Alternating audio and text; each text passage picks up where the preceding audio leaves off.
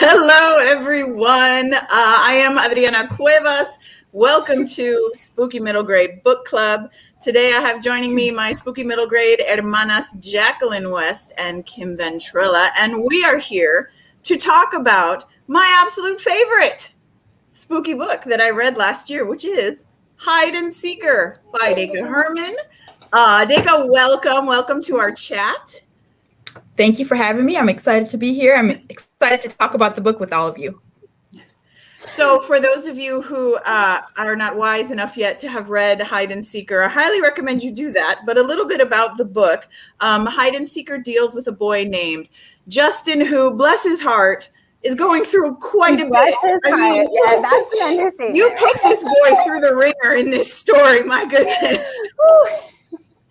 But he is dealing with not only the loss of a parent, but he was dealing with a friend who had gone missing, and this friend returns and is not quite the same, and we can't quite figure out what has happened. But he goes over to his friend's house and plays an ill-advised game of hide and seek, and from there, everything seems to go downhill for poor Justin. So I guess my question for you, particularly because when I first read this book, it was one of those spooky books that when I finished reading one, I was super excited because I absolutely loved it. And then I got really, really mad because I hadn't written it and I adored it so much. I have those moments all the time. Yeah. My question for you is I'm dying to know, like, what was your inspiration behind this story? And then what was your kind of path to publication to finally getting it in our hands? Okay, so my inspiration was the chant that's in the book that they used to start the game. Are you hearing me back? Yeah, we might need to mute, everybody might need to mute themselves because I'm hearing a little echo too, a spooky echo, which is good. Yeah. So that chant that's in the book is actually the chant that we used to start our game when we played at my grandmother's house in Tennessee, and no one knows where the chant came from. It's the weirdest, spookiest thing ever. And so when I went home to visit some of my family and friends, we started talking about playing hide and seek. And that was my favorite game growing up. But we were like, where did that chant come from? And why did we only say it on this particular block, not when we were at home?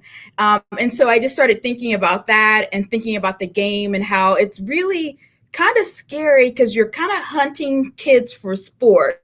Like they're hiding, like if you really think about the game. And so I started thinking about what if you don't find the kids or you give up before you find them and they're left and they're lost somewhere. And so that kind of like snowballed into then kids going missing for playing the game and then what would happen, especially if there was a supernatural element to the kids going missing. So that was the inspiration for the book. And so then once you had it written, like what was your kind of journey to getting this published? So I worked on it for years and I kept starting, stopping, coming back to it because this story just kept talking to me. So when I really got serious and was going to just focus on this, I started taking all of these workshops and just kind of really trying to hone my craft on writing the book and trying to figure out exactly what I wanted the story to be. And I actually entered a Twitter contest, a pitch contest, DV Pit. And I had Will Taylor, who actually was my mentor during that pitch. I'll forever be grateful to him. He recommended it to his agent. And so I signed with Emily Keys at Fuse Literary. And during one of the SCBWI events, I met Matt Ringler, who does all the Goosebumps books. He's an editor at Scholastic. And so I'm like, he's perfect because he gets spooky books, even though I didn't realize I was writing a spooky book. And that was my intent when I started writing it. And so, yeah, I thought I was writing a Goonies action adventure, but they're like, you're writing horror. And I'm like, I'm a big scaredy cat. I don't like horror. And they're like, no, but you're doing it. So just keep going. So then I did. And then we get Hide and Seeker. Okay. I'm actually kind of floored now that you say you are a scaredy cat because this book was probably one of the spookiest books that I've read for like kids in a long time. I was absolutely floored that you got away with what you did because as someone who shall we say, has put books on sub where the editors have said this is too scary. I was like, but Daka did it. You're creepy, right? And Matt's always telling me, go scarier, go spooky. And I'm like, okay, but I'm like, literally my own shadow can scare me. Like I am the biggest, if I watch anything scary, it has to be during the day. So I have the entire day to recover from it. Reading things, it has to be earlier. I can't read them before bedtime because I have these nightmares and these dreams. It was never in my thought process to write horror. Like because it just didn't, I'm like, that's just not me. And so when they said that's what you're doing, and it was the scene, and not giving too much away, if for those who haven't read it, it was the scene where Justin wakes up in that world. They're like, that is horror. And I was like, okay. And they're like, push that, do more of that. And I was like, okay. And that's where it came from. And since I'm afraid of everything, it's easy to write about fears because I have so many of them. I can just write about everything I'm afraid of. I think that so makes sense there, right? Because like, is part of horror seems like it's a safe way to kind of defeat the monsters. Do you ever feel like it's this cathartic experience, like you're writing it so that you can say, forget you monsters, I'm going to destroy you now in this book? Yeah, so I'm always surprised when I hear that people thought it was really scary, because I guess since I'm writing it and I know what the ending's going to be, I know what's going to happen with the characters and I have more control, it's not as scary to me. But I actually, when I listened to the audiobook, I was afraid and I had to stop. I don't know why hearing it sounded different to me than me reading it on the page or writing it. So now I get it. But I'm not thinking it's scary as I'm writing it, which is weird, I guess. I don't know. I think, that makes sense. I know for me, like there's a big difference between visuals and the written word, especially. And I could see how audio would be kind of a similar thing.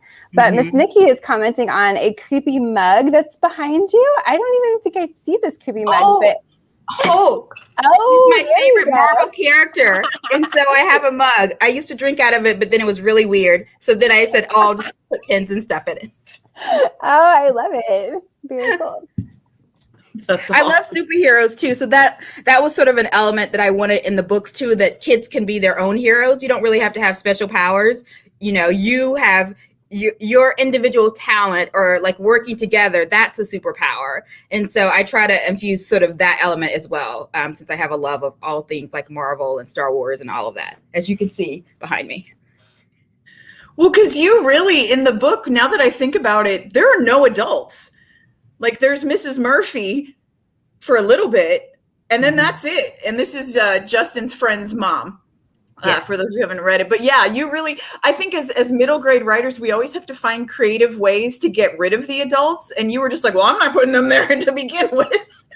Yeah, it's all about the kids. It's all about them having to save themselves against this big, bad, evil thing. So, and I try to, I guess, you're right. I never really thought about that. It was just like Mrs. Murphy. And then his sister, who was like, you know, older, but teenager. That's it. Wow. I didn't even notice that before, but yeah, I guess I really wanted to focus in and hone in on the kids. Like, this was their story. This is something they had to overcome and battle. And that element of like, you can do it. Like, yes, we have our adults around to help us, but sometimes it's just you and your friends who have to step up and do something, and working together, you can do that. So yeah. Yeah. Now, I will say one of my absolute favorite kinds of horror are ones that, yes, you're getting scared and you're creeped out, but there's like a deeper emotional element that's coming through. And I think that's why I love this book so much, because it does have such a strong emotional journey that Justin goes through. And it's not a spoiler to say this because we know this from the beginning. But the thing that Justin is dealing with is that his mom has died. And so he's dealing with that loss. He's counting down how many days it's been since she's been gone. So I guess my question for you was that an original part of the plot when you wrote it? Or was this just like a spooky story, like you said, a Goonies story of kids overcoming something? Or did you know that you were going to have that as a part of the story from the get-go? From when I first started writing, I did not know that. And I consider Justin to be, I am probably mostly like Justin. My mom died of cancer too. I was much older, but that sense of grief and that sense of loss sort of always stays with you. And so that I sort of like wanted to, I always say sometimes it's almost a little bit of my therapy of having this character go through the same things that I went through, but there was that distance. So it feels like safer to have it be a character and not you having to deal with that. So that became something later on that was added in like later drafts. But it was there when I started sending it out for submission. But that fear of like loss of someone you love not coming back, since that was like one of my fears, it was easy to sort of create a character that was going through the same thing. And again, it's like people are missing, you're missing your family. That was sort of like a bigger theme in the entire book that I really tried to hone in on for all the characters. Well, and I know that like when we first meet Justin, he's definitely avoiding dealing with that fact. But I will say that I love the fact that you make it known, and he talks about the fact that he's in counseling, he's in therapy to deal with this. And I always love when that gets normalized in Kidlit. But I wanted to know like what you thought kind of the turning point was for Justin when, and I know you may not want to say spoilers, but like what was that change for him of when he decides, because I mean, he doesn't even want any of his friends to know what he's going through and that he's having panic attacks and things like that. And so I was curious to what you thought his turning point was as a character for when he decides to confront those things. Let's see. You know what? I think there might be two turning points for him. One is probably meeting Duke. And seeing how Duke has been completely traumatized for being there for decades and knowing for sure he does not want that to happen to him. He wants to find his friends and he wants to go home. And I think it's also when they, I don't think I'm giving much away, when they figure out what they need to do and they all have to share what their fear is. And that moment where they're sitting around and they have to talk it through and he's able to verbalize it in front of everybody for like the first time. And their reactions, except for Carla, is pretty much like, silence and accepting and feeling, bad for him. Like, you have someone has a fear of bugs, but you have a fear of like this death and your loss and everything else. But being able to say it out loud and knowing that and saying that and freeing yourself, you're going to be able to help free everyone else from this world. And so I think that was a big turning point for him. And I think actually that's one of my absolute favorite moments in the book is that at first it's presented as a negative thing that they do have to share their fears and they don't want to do that. But then when they realize that that's how they're going to overcome, I just absolutely love the message that sends. I think that is probably that scene was probably one of my favorites in the book because I think that just speaks volumes. Yay, thank you. It's kind of meta because horror is all about confronting your fears, but then it's like now we're confronting our fears within a story about confronting our fears. And there's so many fears and you're confronting other people's fears too. Yeah. So, yeah. Yeah, exactly. So I'm curious, like, have you heard from kids who have read the book and were like, well, thanks, you ruined hide and seek for me forever? I heard from kids who've said that, parents who have said that. I've heard from kids who are recommended other games that could be used, spooky games. They're like, now you need to do this and this and this and this. So I think they really like that game aspect of the fact that some of the childhood games that we played could take a little dark twist, even like, I don't know, freeze tag, red light, green light. I mean, I just remember growing up, we played outside so much. We had all of these games, and so you can take any of the, even in one earlier version, I did really focus on the games. There was even like a duck, duck, goose game that went completely horribly wrong. So I just like any of those games, freeze tag, being frozen in place or like speeding up really fast and not being able to stop. So I just kind of tap into like all the things I really liked as a kid and then try to twist them and make them a little scary now that I know that that's what I'm supposed to do. That's what kids want. Yes, that is awesome. What other games can you turn into something horrifying? I love it. I know. That's I have so many that we played. Even kickball, if you think about it, it could be really bad.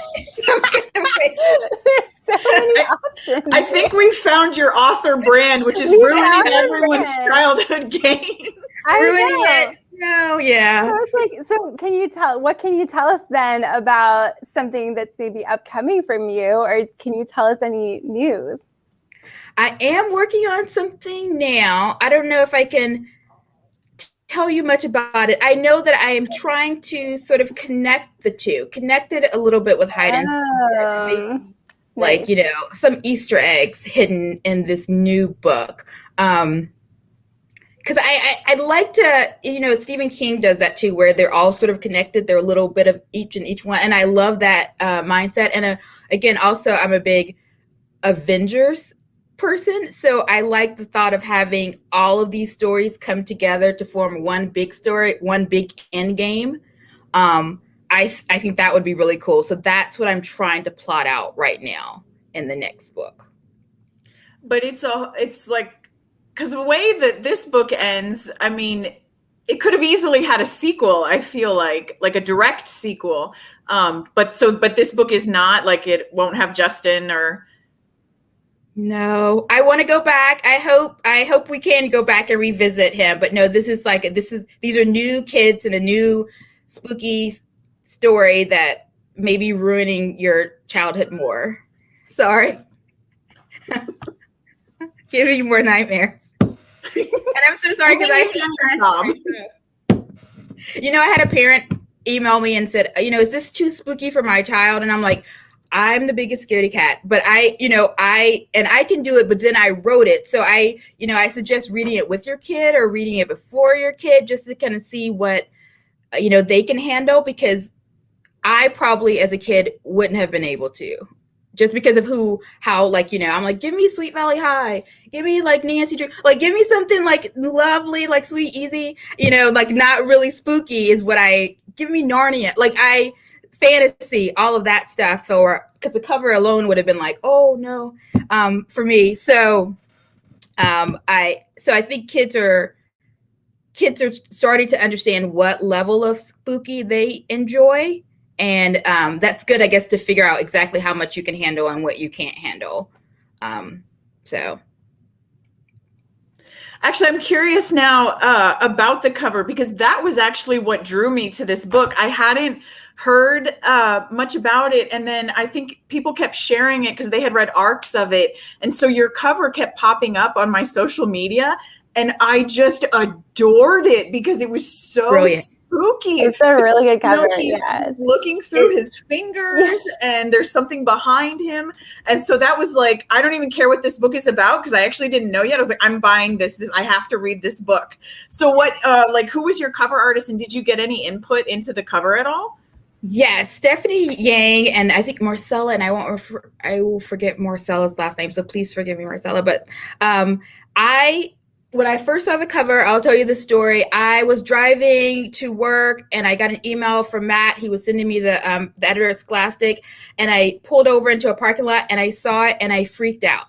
I was like, my heart just started pounding. I'm like, it's too scary. It's too scary. It's too scary. And so I called my sister and my dad. I was like, and I sent it to them, and maybe I probably wasn't supposed to, but I sent it to them, and I said, look at this. This is too scary. This is too scary. And they're like, calm down.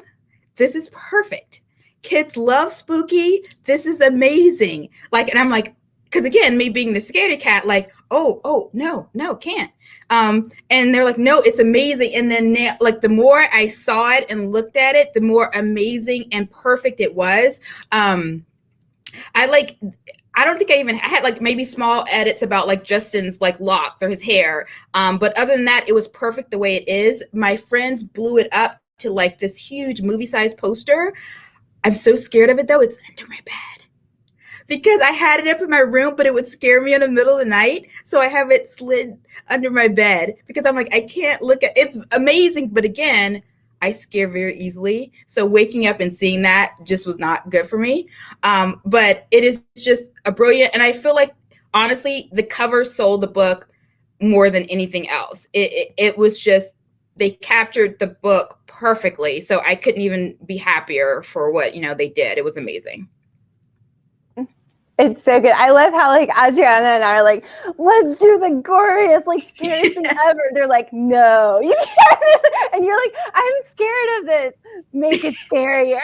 It's so funny. It's awesome. And the idea of like the hiding under your bed, like the cover, that is the best.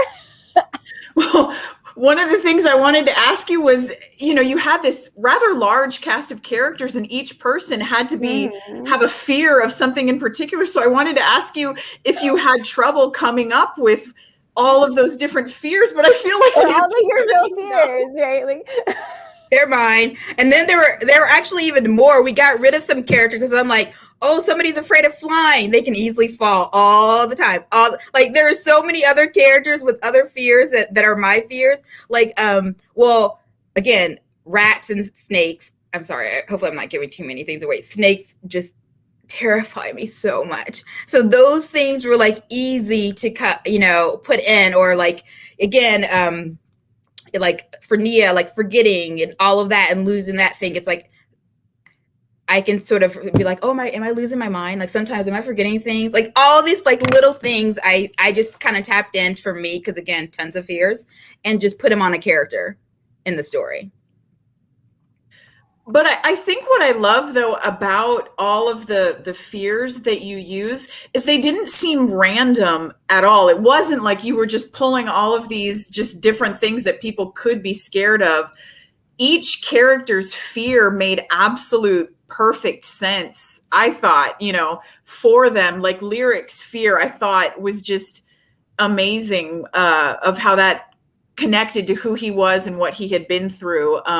So yeah, kudos to that. But yeah, I figured you didn't have trouble coming up with all of that.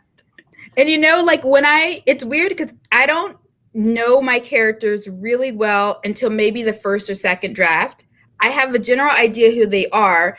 And again, like you mentioned, I have like my whole list of fears. So as I'm starting to like learn who they are and hear their voices, then the fears sort of fit who they are as a character, with his background and his family, or Nia and her family. So they all sort of kind of, it made sense as I was writing them. And I have to say, Duke, poor Duke, he was just traumatized beyond anything else. But Matt, the editor, was like, he had me watch like, what is it, Armageddon, and the cosmonaut who had been stuck there in space, who was just a little bit of all of, he's like, think that, like, those characters who have gone through so much and then trying to figure out who they are now and making that decision. And I think if we had a choice, like, what would your choice be? Stay here and deal with your fear, or leave and grow old?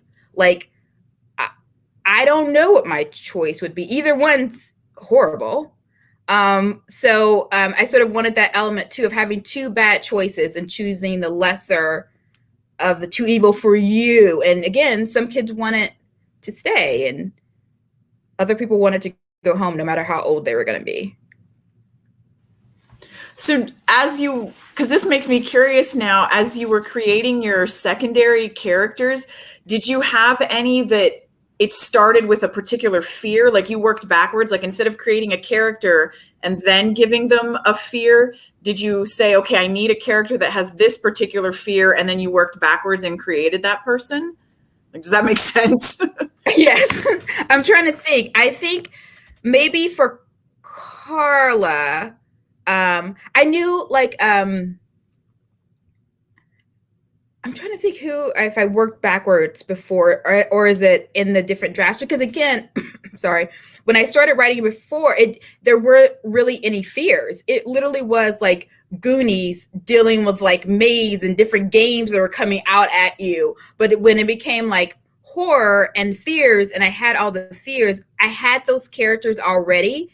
And so I sort of knew what they would be afraid of it, but it changed as I was going along. So I don't think there was anybody I worked back for. I kind of knew what Lyric's background was, and so being locked up or being confined, I think would be a fear from him, considering his parents and his situation. So I think Nia's fear changed, but I can't remember now what she was afraid of before. There's so many possibilities with me, so I don't know what it was. But I feel like that was a newer one that came about later as we were revising. It's funny how many different versions things can go through too, and like people don't realize, because I know for me, like sometimes I'll get questions and I'll be answering it based on a different version, and I'll remember that didn't end up in the final draft, and I was like, oh wait, because it's so muddled in my mind because there were so many different versions of it. Or if you have other characters for other things, I'm like, wait, these are these kids and those are those kids, and what's going on here? Or calling people by different names. I'm like, focus on this one right here.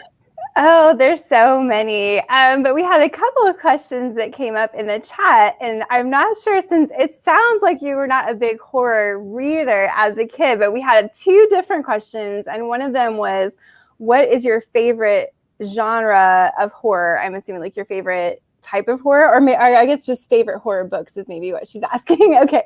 And then a question, what's your favorite zombie horror book? So I guess wanting to know if you have some favorite horror reads, I guess. No, like, I mean, I growing up, I didn't read horror. Like, I mean, I do remember, and I have some behind me, like the Goosebumps books. Like those I could read and be okay with reading. Again, during the day, lights on, having to watch like something, fun and comedy afterwards. But I didn't read a lot of horror book. I mean, I remember reading some Stephen King growing up, but I think I mostly got my horror through movies. And only because my friends were going and I felt like I had to go and be cool because they were going. So I had to go see those scary movies, but then I was traumatized for days. Or I spent half the movies like this, like seeing It, like the original It, or some of the, Friday the 13th or Nightmare on Elm Street. It's like all of those things I saw because other people were seeing, and I felt like I had to see it to talk about it. But I would have been like, let's go see something fun and a musical. I love musicals, something happy. So it was not me seeking out to read those things, which again, I'm so still surprised that I'm writing horror and that it's well received, because naturally that wasn't, and maybe that's why I can write it, because there are other fears that are going on, or other themes that I can tie into the fears, like grief. Like this new one is maybe like your self-worth that I'm working on. So I'm sorry for the people who ask those questions, and I have horrible answers for you. I'm sorry. So sorry. That makes me wonder, though, when your agent or editor, whoever informed you, surprised you're writing horror, did you resist? Did you kind of resist going that way with your story? Did you want to keep it a Goonies adventure story?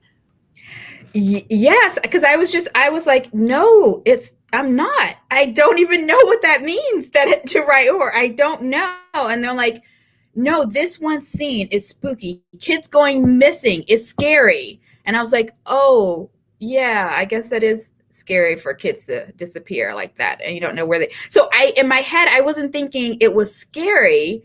I was more so focusing on the games that I wanted to add. And they had to overcome this and climb this and, zip line across all of this stuff. That was my focus, not on the actual, I guess, maybe the scary aspect. I just didn't see it as I was writing it. So I still have that battle as I'm writing things and I get feedback. They're like, that's too adventure-y. That's too action-y. Like, you're doing horror. Because naturally that's where my mind wants to go. And then I have to be like, okay, I have a note for myself. Make it scary.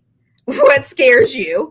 And then I started thinking about everything that scares me, everything that could happen, the weirdest things that I've seen, and then I just put those into the book. But when I'm naturally writing, I naturally want to go for action, adventure, comedy. Because those are the things I really, really enjoy. The physical comedy, the humor of it. So I like to include that in the books as well, because I feel like that cuts through some of the scary. So if it's too scary at one point, you'll have a character that can, add a little humor to the situation, to lighten the moment. Because I know I need those moments. Yeah. But I think Kim and I are super jealous, because I should probably have a note on my computer that says, back off, you write for children. So. Well, I have a question. So how do you know that?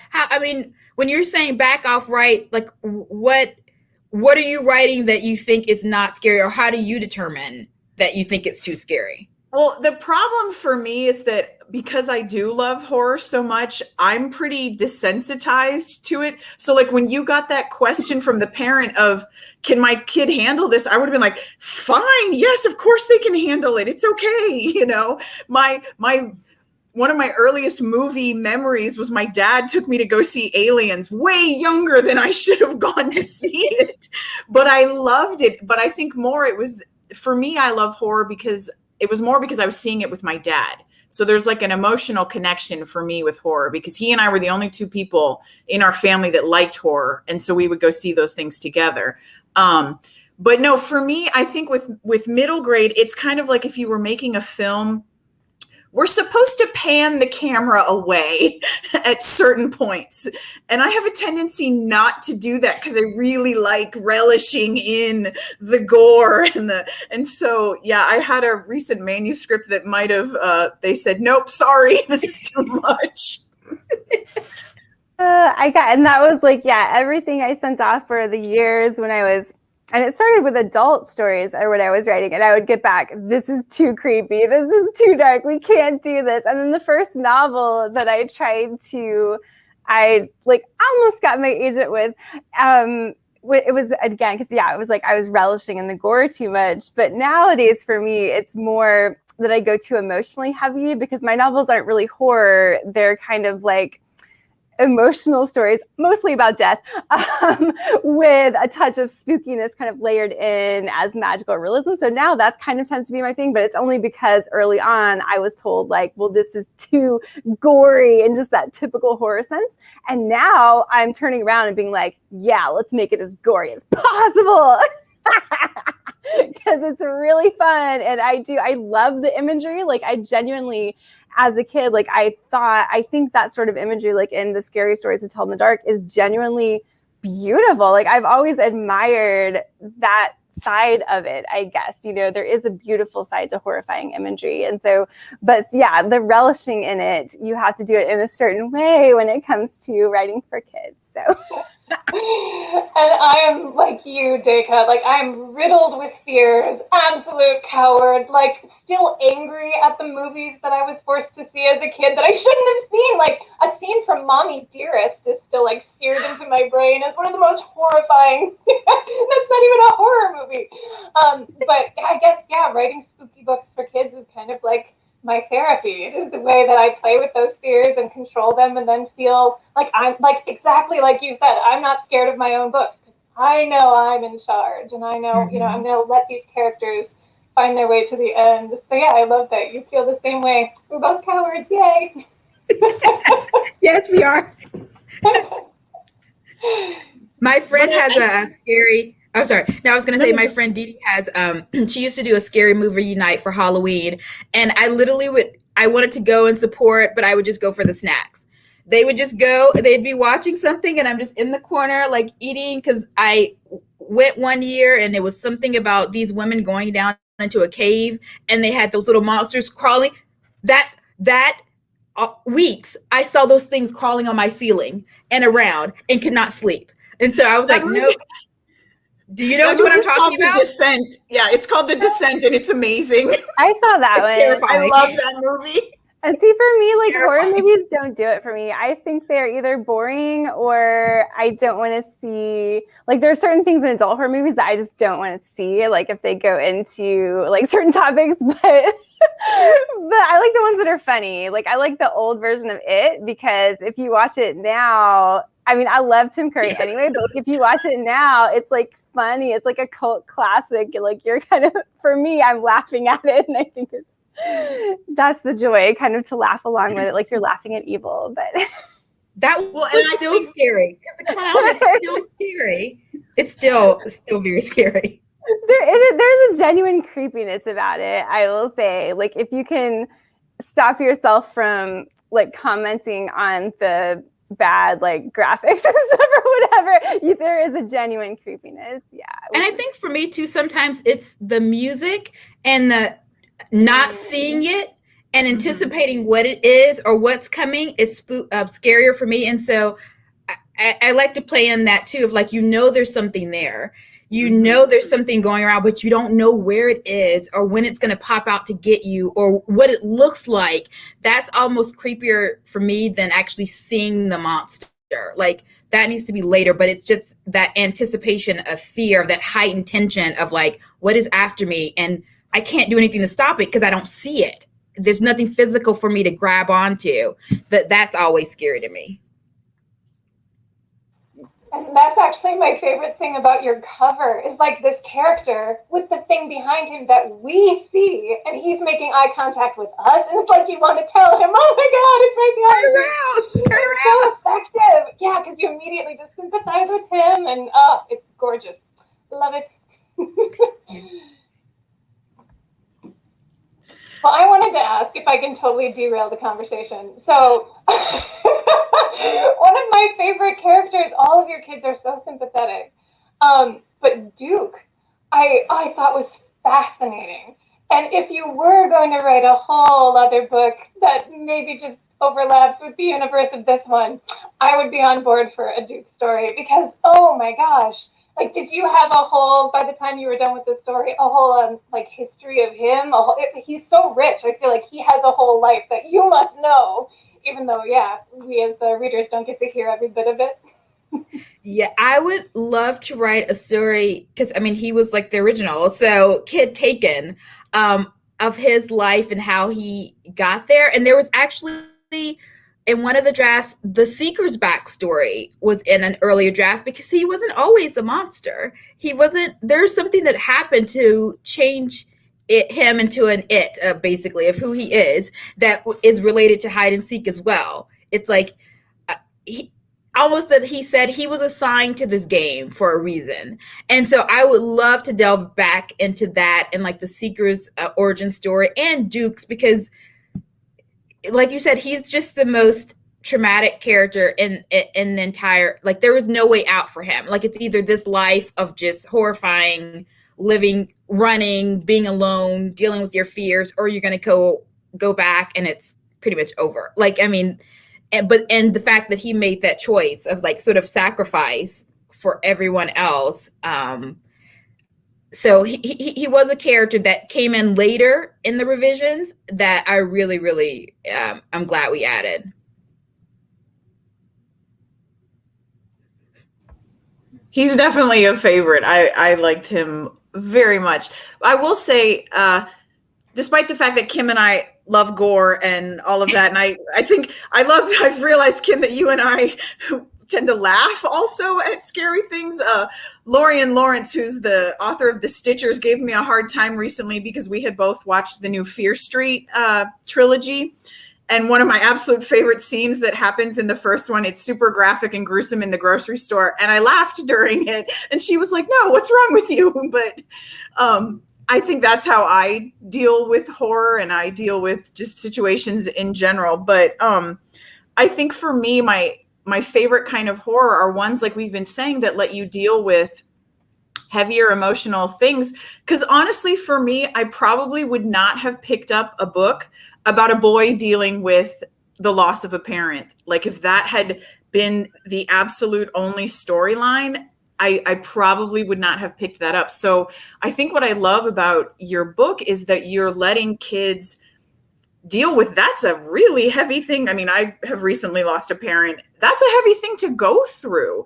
But I think when you attach it to something else like you have, I love how you did that, because it's still so authentic, the grief journey that he goes through. But because that's not the primary focus, I feel like you're letting your readers breathe a little bit, even though you're scaring them in the process. It's just, you handled it so perfectly. Thank you. And I've had kids ask me like, well, is Justin okay now? Is Z okay now? And I'm like, probably not. It's like it's a journey for them. It's like, it's not like the story ends and now everything's okay. It's like Justin's still going to be dealing with grief like we all do. It's not like you flip a coin and it's or snap your fingers and it's over. It's like it's something you learn to deal with gradually, and you change with it as the years pass. And the same thing with Z. It's like, that's another story. It's like, what happened to Z? I think we had his fear in there at one time and then we pulled it out, but it's like, what was his fear? Why did he break down and was willing to go and like possibly betray his friend? Like, what happened to him? It's like, we all have these things that we deal with that we then have to deal with. And going through something like that, even though they were only in there a short period of time, it's traumatizing. And I feel like you will still be going through that or dealing with that long after the story ends. And I also wanted kids to know that it's okay to not be okay. None of us are okay. We're all dealing with things, and we don't all get better all at once, but it's like a slow process and we can do it. So that's what I feel like the characters too. It's like, no, they're still working through it. Of course they hope they never have to go through anything like this ever again, but they might. But, we all go through things. I do love that you actually didn't wrap things up with Z. Like we don't know what happened to him. Because I personally love ambiguous endings. But my question is, so that's like the penultimate chapter of the book.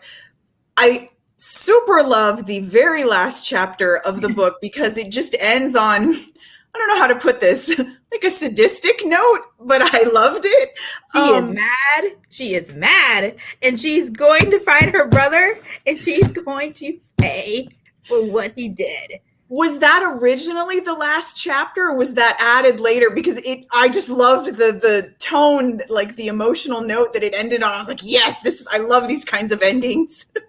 No, I think the chapter before that, when, again, I know we're saying a lot, so hopefully people will still read it and enjoy it and it'll be different. But the ending, when he kind of opens the door and he goes out and he sees everybody, I think that was the original ending. But Mary changed so much during the revisions. Before, it was like they were, even like Hyde was different. He was actually a good guy in one version, and he was sending them back to help rescue his sister and do all of this stuff. And so she was their guide to get them out, and all of that changed. But I felt like after everything she had suffered and being there, being around her brother, him not seeing her, but him knowing that she was there and watching him go on with his life and like get more kids, she deserved a moment of like, there needed to be a reckoning. You don't know exactly what happens, but she's there to make him pay for the years she suffered because he was selfish. And I don't even know what she does, but I just like that moment where he realizes she's back and now what? Well, and that's what I like about the ending, because your reader, it's like you finish the book, but your mind keeps going with the story, because I'm picturing those two characters now and what I think might have happened, to them. And so I like when it ends on that kind of note. And I always like with my book, I always get the question from students of, are you going to write a sequel? And I always tell them, well, I'm a huge fan of fan fiction. So I'm like, I'm not writing a sequel, but you take my characters, you have them do, what you want to happen to them. So I guess my last question I want to ask you is what advice you have for all of the young writers and young readers that we always talk to in our little spooky middle grade groups, for those young writers that are wanting to write their own stories. What kind of advice do you have for them? I guess my best advice is, and I know you probably hear this a lot, just read. And read, widely, because again, I wasn't reading horror, but now I'm writing horror. My mom always says I was like wearing glasses like by age 3, because I was literally, in a book, like, in the dark, under a cover, we're at the dinner table, anywhere, sitting in the library on the floor. all I wanted to do was read. I loved stories, and I loved like getting lost in these worlds and these characters. And a long way around answering this is I don't like endings. It's hard for me to end anything. There are like shows that I haven't watched the last episodes because I didn't want them to end. Like I do that too. Yeah. Okay, so I'm like really horrible at endings. So when I would be reading stories, like you said, the fan fiction, I would continue them because I didn't want them to end. So I would say, like, you know, let your imagination loose. Like, write any and everything that you enjoy writing. Like, don't put limits on yourself. Don't feel like it has to sound like someone else. You know, write what you know and what you love. I really wanted to see, like, you know, African-American characters see themselves as superheroes, you know, see the diversity in these books that I didn't see a lot when I was reading. And so I wanted these, you know, kids to be able to see themselves, see normal kids going through everyday struggles. And that's something that I wanted to write. But write whatever you want, and know that it is a journey, and be willing to take advice and criticism, but just keep going. If this is your passion and this is what you want to do, just give it your all, because it is worthwhile. Like, just being here with these wonderful women, like, you know, talking to them, visiting like students and having them talk, it's worthwhile of just having someone enjoy and read your story like you pick up a book and read it. So I just say, just follow your heart and your passion and write whatever you want, and, you know, write as much as you want. Every day, not every day, whatever works for you, just do what works for you, and that makes you happy, is what I would say. Sorry, long answer. But spot on. That was a yes. Spot on. Well, and I know we're getting ready to wrap up, but I want to give like a last minute call to anyone in the chat who has questions. I know we usually get one epic final question from Miss Nikki, a 5th grade teacher who we love and know out in New Jersey. So if anybody has last minute questions, get those into the chat. And thank you everyone who's asked a question or joined and didn't ask a question. Thanks for having me here. I love this, talking about this. Yes, thank you so much for joining us. And I love that I've met another person who will not watch the final episode of like a series, because I do that all the time. Don't want it to be over. Yeah.